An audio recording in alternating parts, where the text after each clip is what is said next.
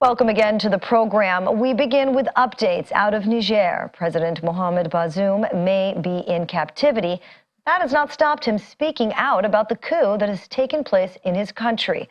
The president reportedly tweeted today, vowing to protect hard-won democratic gains. His foreign minister, towing the same line, issued a rallying cry on the same platform, calling for all Democrats and patriots to make the coup fail. Both statements followed the Army's address on Wednesday night, announcing they had taken power, suspending the Constitution, as well as all Republican institutions. They haven't said why they took over power, but Niger now experiences the same change in governance as have Mali and Burkina Faso in the West African region. As we told you earlier, the Nigerian army announced around 11:30 p.m. local time that they have carried out a coup in the West African country. Speaking on national television, they said they had dissolved the constitution, suspended all institutions, and closed the nation's borders. President Mohamed Bazoum is being held by guards and is said to be in good health. Surrounded by army personnel, army spokesperson Colonel Major Amadou Adraman made the announcement of a military takeover. We, the Defense Security Forces, meeting within the National Council for the Safeguard of the Homeland, CLSP, have decided to put an end to the regime you know. This follows a continuing deterioration of the security situation and poor economic and social governance, reaffirming our commitment to respecting all the commitments entered into by Niger. We reassure the national and international community that the physical and moral integrity of the authorities will be respected in accordance with the principle of human rights. Adraman also announced the suspension of all institutions, appointing the Secretaries General of Ministries to take over day-to-day business, and saying the defense and security forces are managing the situation. State broadcaster ORTM said Wednesday night an attempted coup was underway in Niamey and that the situation remained confused, but the presidency assured that the president and his family were safe. Adraman's announcement is a culmination of activities surrounding the presidential palace on Wednesday evening, raising uncertainty about the president, Mohamed Bazoum, and his hold on political power. The president released a statement on Wednesday saying some members of the Presidential Guard had started an anti-republican movement in vain, and that the National Army was ready to attack them if they did not come to their senses. Uneasy calm settled across Niger afterwards, but news of the coup had gone beyond the country's borders. ECOWAS, through its chair, who is also neighboring Nigerian President Bola Tinubu, said the bloc was concerned about what it called an attempted coup and called on the coup plotters to free President Bazoum. He said ECOWAS and the world will not tolerate any situation that incapacitates the democratically elected government of Niger, and that ECOWAS will not accept any action that impedes the smooth functioning of legitimate authority in Niger or any part of West Africa. After his meeting with Beninois president at the presidential villa in Abuja, President Tinubu said that ECOWAS had mandated Patrice Talon to proceed immediately to Niger. The African Union also condemned what it called the coup attempt and called Nigerians and Africans to join forces in unanimous condemnation and for the immediate and unconditional return of soldiers to their barracks. Mohamed Bazoum became Niger's 10th president from 2021 to 2023. Before then, he'd served as the president of one of the major political parties, the PNDS Taraya, and as Minister of Foreign Affairs, Minister of State of the Presidency, and Minister of State of the Interior. He survived a coup attempt before taking office in 2021. The country's been fighting insurgents in West Africa alongside other countries in the region. Past coup leaders in Mali and Burkina Faso and those who tried and failed in Niger in 2021 said poor progress against militants was a motivation for their bids to seize political power.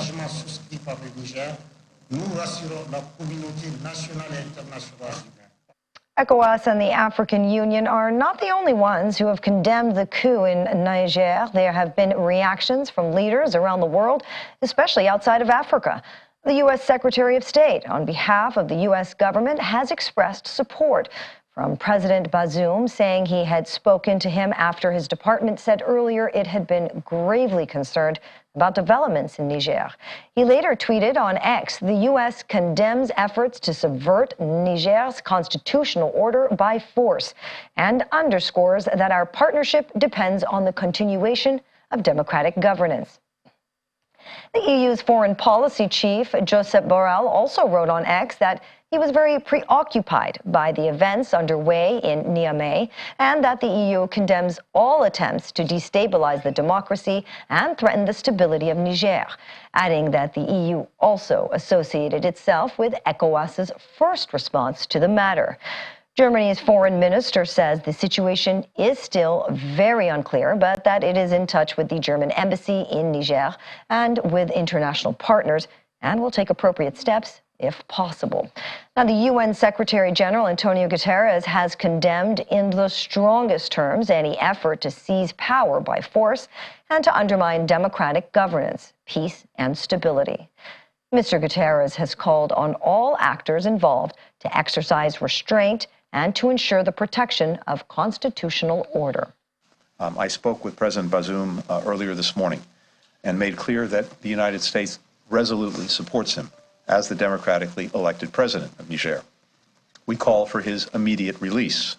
We condemn any effort to seize power by force. We're actively engaged with the Niger government, but also with partners in the region and around the world. We'll continue to do so until the situation is resolved appropriately and peacefully. Whether this constitutes a coup technically or not, I can't say. That's for the lawyers to say. But what it clearly constitutes is an effort to seize power by force and to disrupt the Constitution. So we are calling for the immediate release of President Bazoum. We're calling for the immediate respect for the rule of law and for public safety. And we're doing that in, I think, chorus with many others who've spoken out today as well, including the Economic Community of West African States, ECOWAS. We're monitoring the situation very, very closely. We're, as I said, in communication with governments throughout the region and beyond. And we have joining us Professor Victor Arioli from the University of Lagos. He does join us from the same location. Professor, thank you very much for joining us on the program. My first question to you is, Niger joins Mali and Burkina Faso when it comes to forceful takeover of power. ECOWAS has appealed and cajoled the military leaders of these other countries, but they have insisted in doing things their way. I don't think that they can expect any different from Niger. Can you? Well, it's a very complicated issue. I don't expect anything different because they seem to be of the same, if you like, the same ethnic coloration. You know, they have a common border somewhere in the Tillaberi region. So for sure, they are a bit doing some concerting action that will pervade all the sub-Saharan area. And the unfortunate thing is that France is not helping at all. And those people are the Quai d'Orsay, where French takes decision about Africa, are not doing well at all. And these are issues that are very, very dangerous for Africa, especially West Africa, that is very close to the Maghrebian region. And the Maghrebian region are not also helpful because Algeria certainly is against France. And for such, they would be very, very close to Russia to help destabilize the sub-Saharan area, you know. And everything they are doing, they claim is against France. But these are things we have seen since 1960. I mean, Modibo Keita was overthrown because he was against France. And Maurice Yamiogo in Burkina Faso overthrown also because of France, and so on and so forth. how long are Africans going to continue to see such a thing? You know, I think it's necessary for Nigeria, for West Africa, for France, and for USA now that has a drone village in the Niger Republic, or if you like, Niger Republic, to come together and see how they can restore democracy in Niger. I also want to know, Professor Arioli, what do you think were the conditions existing in Niger that made this coup possible in the first place? Well, you can see that France has companies exploiting uranium in Niger, and poverty abound in Niger. I mean, Niger has about 85% of their population who don't even see what $1 or $1.5 a day is all about. They are completely poor. And this is Niger that has a uranium exploitation process, and Niger that's supposed to be one of the best, if you like, in terms of bringing up educated people, since what do you call it, Amani Diori, the first president, who happens to be a very intelligent person, and somehow coup d'etat upon coup d'etat. This is about the 7th or 8th coup d'etat we are seeing in Niger Republic, or Niger, if you like. So it's just not a they are still suffering the same thing almost most Africans are suffering, poverty and bad governance, and poverty in the sense that in their own case, illiteracy joins the poverty. And that makes it the worst of the whole situation. Because when you have about 24 million people and almost 18 million are illiterate, it's a big problem, very big problem, you know? I want to go back to a little bit of what you were saying in your first response to me. You know, the coup has been condemned by leaders worldwide, even from France. And we were talking about French-speaking countries earlier. Niger's former colonial master, the countries where coups have taken place, have been French-speaking countries. Is there a message for France here? Are the military doing what the civilian leaders could not do, which is a breakaway link from colonial masters? You know, they have a defense pact with France. It's just that the France of today is not as intelligent as France of General de Gaulle. It's not as intelligent as France of Giscard d'Estaing. It's not as intelligent as France of even François Mitterrand. You know, so the France of today seems to be lacking in intelligence. And something has to be done in part on the side of the French people to wake up their intelligence process. In the whole European Union, France is the only country that can boast of having colonial experience beyond the First World War that deprived the German of its own colonial experience. So France is supposed to understand that it's supposed to play inclusive politics. And those in Quai d'Orsay supposed to understand that. It's not just France in Europe alone. France is beyond Europe. It goes even in Caribbean island. It's France everywhere. And they're supposed to develop that mentality, that brain that shows that they are capable of handling what is beyond Europe. And it seems not happening with the current French leaders we have. They are so myopic and so, what do I call it, so misogynist or so whatever. And they are not playing the ball the way it's supposed to be played at international level. And so something is wrong. I don't blame this sub-Saharan Africans that are landlocked and that are very, very poor, whereas the possibility of making them rich by developing their space is based on what France wants to make out of them. I mean, there is nobody that is an island unto himself. They still need to depend on, you know, superpower to help them grow. But then the way the France is treating them is not the best. And France is supposed to open its mind towards seeing how best to treat them. You know, Professor, each of these countries that we've mentioned earlier in this conversation has a unique situation. Mali says it's still working on a transition plan. Burkina Faso, there's still very little coming out of there regarding the way the military is governing. What do you think will be Niger's situation in this case? I don't think, you see, they are interlinked. Whether it's a Jerma person, whether it's a Hausa person, whether it's Fulani person, They are all interlinked in Mali, Burkina Faso, and what do you call the other person, and Niger. They are all there. They are trying to prove that, yes, they have a better way of seeing things more than the French people, or if you like, the other group that they call the Mandé. The Mandé people are also there. And they're also creating more problem for them because the situation where the Hausa person, for example, that is majority in Niger Republic, is not given any chance to really express himself beyond the predecessor of Bazoum, who is Yusuf. You know, Yusuf is an Hausa person, and he was able to bring together the Hausa people to support Bazoum. But the unfortunate thing is that the Bazoum that would have helped to prove that integration is what in Africa, as an Arab person who has been given power in the Niger Republic, he seems to mess it up by having some guards around him, like somebody like Chiani, who is around him, and giving him wrong information and wrong perspective of what it takes to get the Nigerians.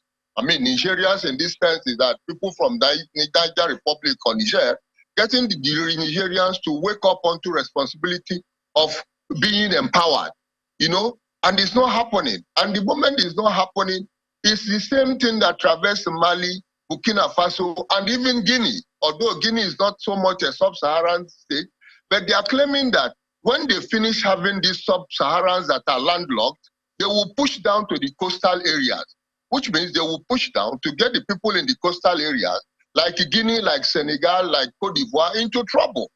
So these are things the ECOWAS region supposed to wake up to and see how to stop it. And it will be very, very appreciative if France, Cote d'Ivoire, Nigeria, Senegal, all of them come together and see how they can stop these military people from continuing in their misadventure. This misadventure needed to be stopped, certainly. All right, thank you very much, Professor. Appreciate having you on the program. Coming up after the break, China's foreign minister discusses the Russia-Ukraine war in Turkey. So make sure you stay with us. Welcome back. Moving to the United States, two former Navy fighter pilots and a former intelligence officer have testified on unidentified anomalous phenomenon, UAPs, also known as UFOs, restating their experiences when they believed to have seen them and calling on the U.S. government to be more transparent about UAPs while warning that these unidentified objects are a national security threat. The House Oversight and Accountability Committee held the hearing with both Republican and Democratic lawmakers expressing concern over UAPs and the fear by pilots to report them.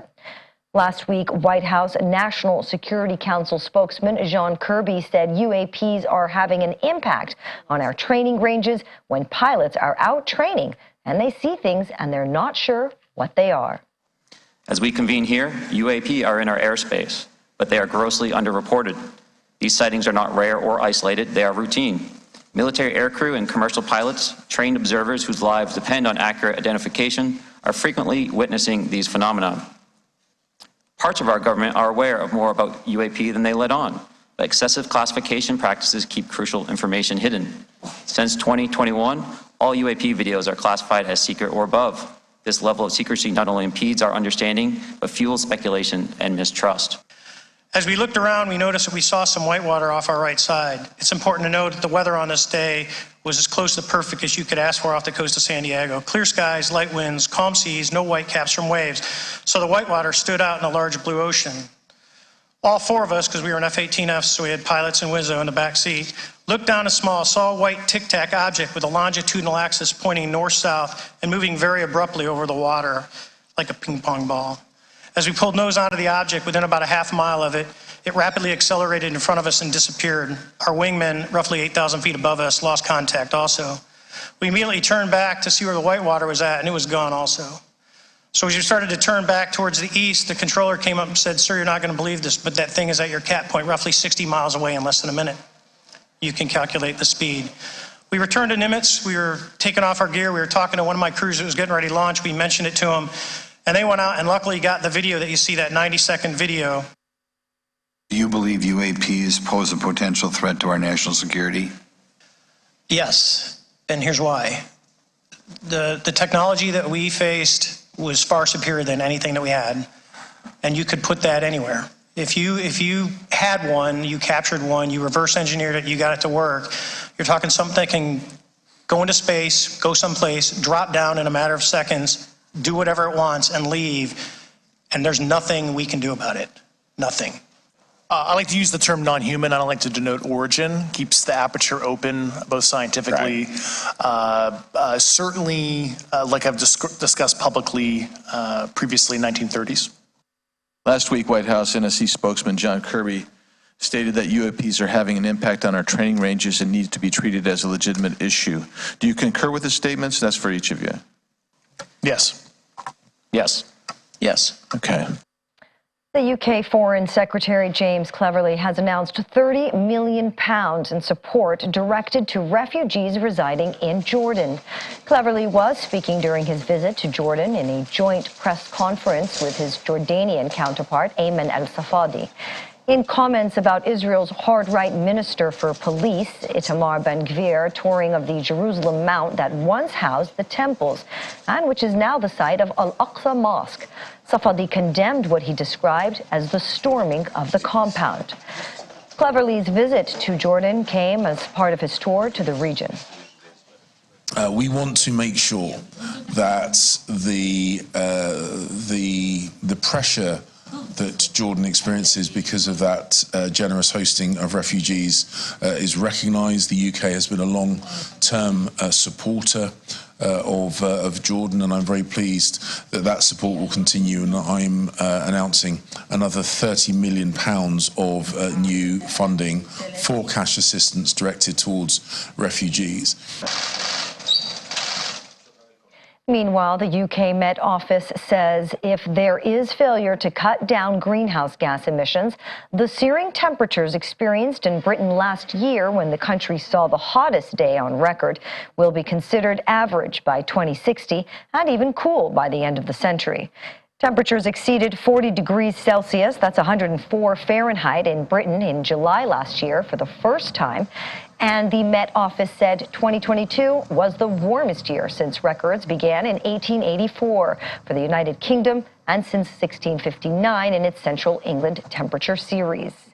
In a report published on Thursday, the Met Office said last year's high was a sign of the UK's changing climate, and that although the country has warmed at a broadly consistent rate compared to the observed change in global mean temperature, observations show that in the UK, temperature extremes are changing much faster than the average temperature. So our climate is changing and we're emitting greenhouse gases into the atmosphere, and that has been adding temperatures to increase year on year. We've seen that globally. We've seen that in the UK. These reports come out annually, so we've been tracking this now for a number of years, and we've seen how our climate has changed. But it's not just temperature. We've also seen difference in extreme weather events, both here in the UK but elsewhere. And 2022 was a record-breaking year for the UK. You know, we're not going to see that every year at the moment, but we'll start to see these events happening more frequently as we go forward in time.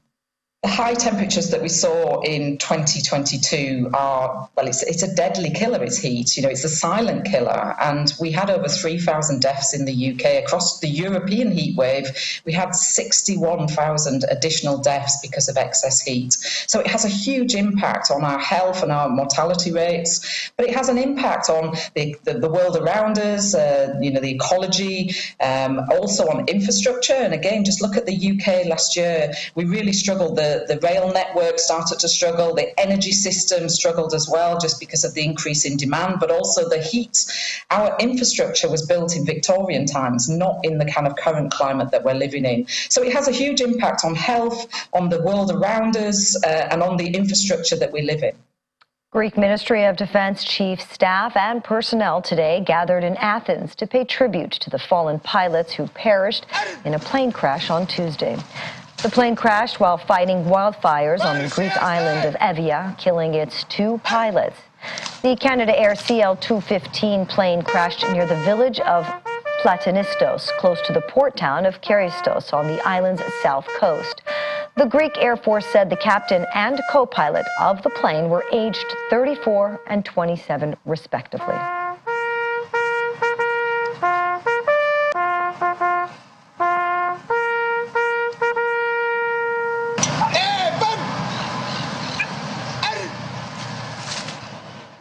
At least 19 people have been killed after a passenger boat capsized amid strong winds near the Philippine capital, Manila.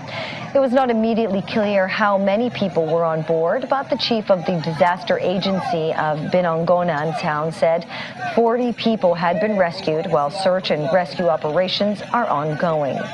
The boat was around 45 meters from land when it was hit by strong winds, causing all passengers to panic and move to one side, which caused the vessel to capsize.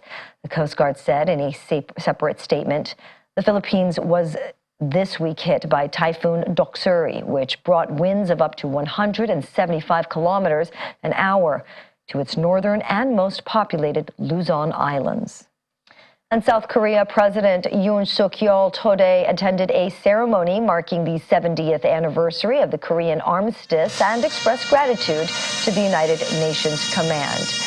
The Korean War began in 1950 when communist North Korean troops launched a surprise attack across the 38th parallel into South Korea. U.S.-led United Nations forces battled Chinese and Soviet-backed North Korea, in which 3 million soldiers and civilians were killed and 5 million became refugees. The armistice was signed on July 27, 1953. North Korea celebrates July 27th as Victory Day and blames U.S. military presence in the South for the confrontation on the peninsula. Meanwhile, North Korea's state-run television, KRT, has released a video of leader Kim Jong-un watching a concert with Chinese and Russian delegation in Pyongyang to celebrate the 70th anniversary commemorations of the Korean War. The footage also showed Chinese Communist Party Politburo member Lee Hong-song, ahead of the delegation, handing over a letter from Chinese President Xi Jinping before the concert. Kim was later shown watching a concert with Lee and Russian Defense Minister Sergei Shoigu. The visit by Lee's delegation showed Xi's commitment to attach great importance to the DPRK-China friendship. Kim was quoted as saying by the North's KCNA state news agency, referring to the North's initial of its official name, the Democratic People's Republic of Korea.